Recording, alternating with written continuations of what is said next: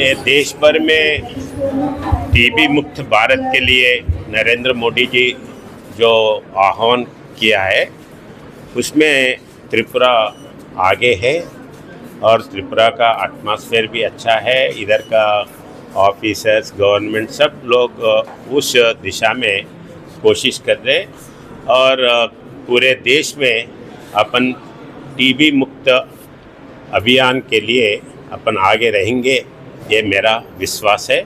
मैं आपके तरफ से आम पब्लिक को भी यही रिक्वेस्ट करता हूँ, ये टीबी पेशेंट्स को आप मर्यादा देके उनको रिक्वेस्ट करके उन्होंने कम से कम 6 महीने तक जो डॉक्टर मेडिसिन देते हैं वो मेडिसिन्स लेना है।